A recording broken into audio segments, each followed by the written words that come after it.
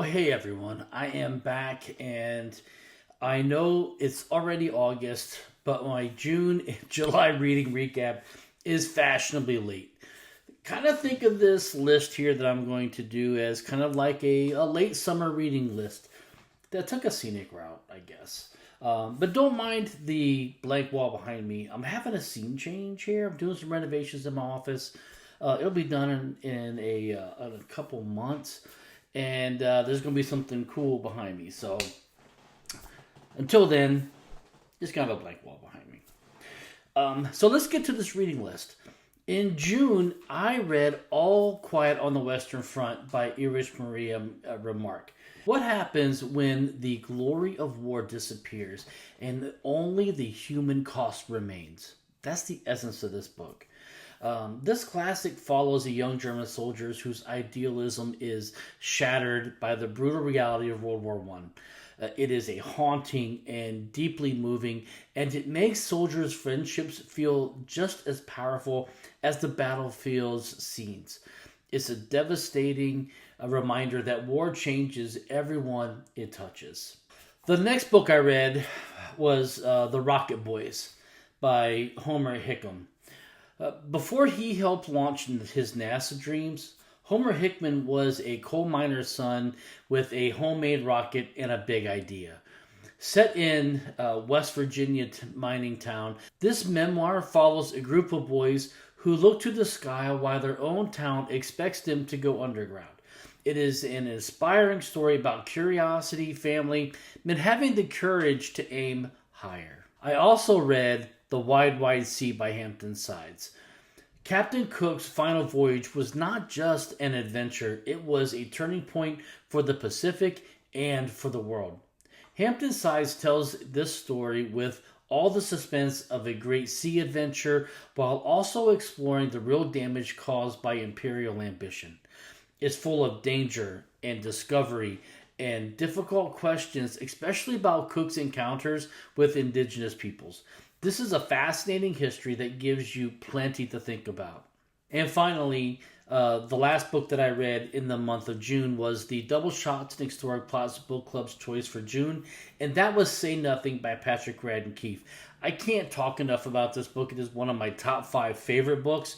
And this book centers around a disappearance in Belfast that opens into one of the most gripping, true stories of modern political conflict. Keefe explores the troubles in Northern Ireland through the lives of activists and families and former militants. It reads like a thriller. The emotional weight of the real events is always there. It's a powerful book about memory, loyalty, violence, and silence. So then let's keep it on going. Let's move into July. And in July, I got some author mail, and this is probably one of the coolest books that I have read in a while. And this is called The Right-Hand Man by Cillian Dunne. And when I was reading this is the thought that I had. What would you learn about power if you had heard the story from inside a dictator's inner circle? I pondered on that for a while. And as I read this book, Dunne explores Manuel Noriega's rise and fall through the perspective of someone that was really close to him. With Cold War politics and Panama's turbulent history all at the center, the behind-the-scenes access gives it its urgent and cinematic quality. It's a great pick for anybody who's interested in politics, crime, and a complicated nature of loyalty. For July, this was a very timely choice, but the Double Shots and Historic Plots Book Club chose 1776 by David McCullough. The American Revolution was far from inevitable, and in 1776 makes you feel just how close it came to failure. McCullough brings George Washington, British commanders, soldiers, and civilians to life during this one pivotal year. His storytelling is clear and vivid, and it captures the uncertainty of history as it is happening. It is an engaging portrait of a nation being made in real time. And finally, the last book that I read in the month of July was one that I saw several different reviews for, and it is The Nazi and His Psychiatrist by Jack L. Hay. How do you examine the mind of a man responsible for unimaginable crimes? This book tells the story of the U.S. Army psychiatrist Douglas Kelly and his interviews with Hermann Goering before the Nuremberg trials. It is both a tense historical account and a thought-provoking exploration of charisma, evil, and the limits of psychology.